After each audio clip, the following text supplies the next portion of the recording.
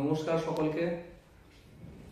আজকে আমরা এই ভিডিওটি করার উদ্দেশ্য রয়েছে যে আমাদের যমুনা দেবী ডায়াগনস্টিক সেন্টারে আমরা একটি ক্লিনিক চালু করেছি, যেটি হলো নি পেন ক্লিনিক।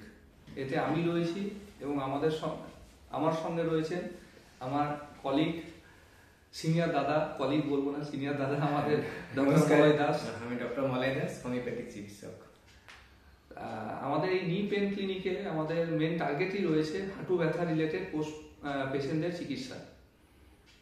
খুব সংক্ষেপে বলছি যে হাঁটু ব্যথা মেন কারণই হয়ে থাকে অস্টিওআর্থ্রাইটিস, অর্থাৎ বাত। আমরা বাংলাতে সবাই বাত হিসাবে যে রোগটাকে জেনে থাকি। হাঁটুর ক্ষয় হয়ে যায়, হাঁটুর জয়েন্টগুলো নষ্ট হয়ে যায় এবং হাঁটু বেঁকে যায়। তো এটি যখন শেষ স্টেজে চলে যায়, বেশ কিছু বছর ধরে পেশেন্ট ভুগছেন এবং তাতে ধীরে ধীরে ক্ষয় হতে হতে হাঁটু নষ্ট হয়ে যায়, তখন নি রিপ্লেসমেন্ট বলে একটি অপারেশন রয়েছে, অর্থাৎ হাঁটু প্রতিস্থাপন অপারেশন। সেই অপারেশন করা হয়।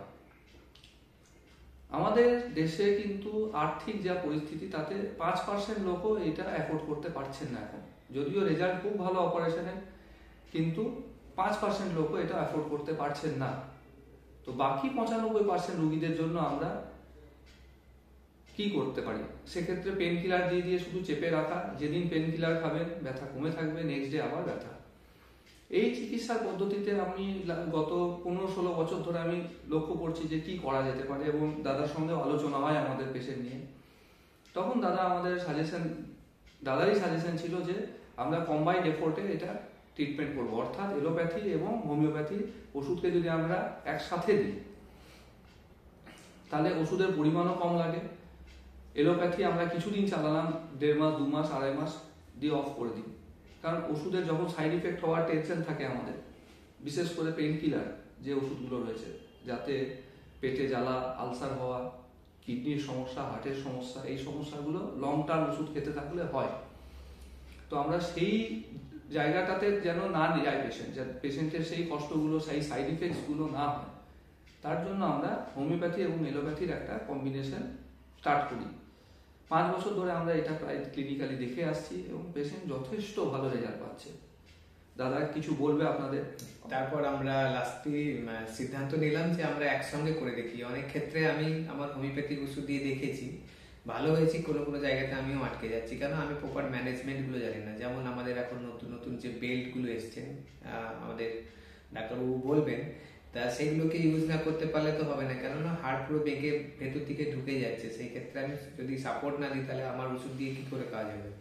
তা ওই ব্যাপারে আমরা ক্লিনিক্যালি করতাম 5 বছর ধরে। করতে করতে সিদ্ধান্ত নিলাম যে চলো তাহলে আমরা দুজন মিলে একসঙ্গে করা যাক। তা আমরা 5 বছর ধরে এক্সপেরিমেন্টটা করে এসেছি, তাই নতুন করে ক্লিনিকটা শুরু করতে চলেছি, আর করলাম শুরু।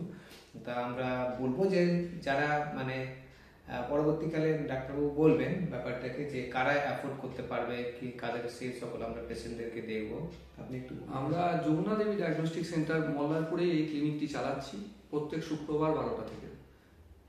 যে পেশেন্টরা হাঁটু ব্যথায় ভুগছেন তারা ওই সময় আসতে পারেন। এতে আমাদের অ্যাপ্রোচ 3 দিক থেকে রয়েছে। আমি পার্সোনালি এলোপ্যাথি ওষুধ যেগুলো দেওয়া যেতে পারে সেটা নিয়ে চিন্তা ভাবনা করবো রোগীকে নিয়ে। মলয় স্যার আলোচনা করবেন বা চিন্তা করবেন সেই হোমিওপ্যাথি অ্যাসপেক্ট নিয়ে। এবং আরেকটি অ্যাসপেক্ট হচ্ছে বেল্ট।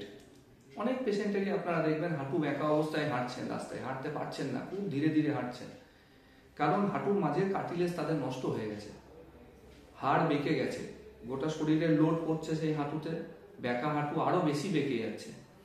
তো বেল্ট দিয়ে যদি প্রপার সাপোর্ট দেওয়া যায়, পেশেন্টের পেন কিন্তু 50-70% কিন্তু কমিয়ে দেওয়া যেতে পারে। তো আমরা এই 3টে অ্যাসপেক্ট একসাথে কম্বিনেশনে নিয়ে এসেছি এবং রোগীরা যাতে খুব কম খরচের মধ্যে এই চিকিৎসার সুযোগ পেতে পারেন সেই ব্যবস্থাও করেছি। বিশেষ করে যে রোগীরা আর্থিক দিক থেকে খুব অসুবিধার মধ্যে আছেন, আমাদের এসে একটু জানাবেন সেন্টারে, আমরা আমাদের দিক থেকে যতটা পারবো সেই ব্যবস্থা নেব। সকলকে ধন্যবাদ ভিডিওটি দেখার জন্য। ভালো থাকবেন, সুস্থ থাকবেন।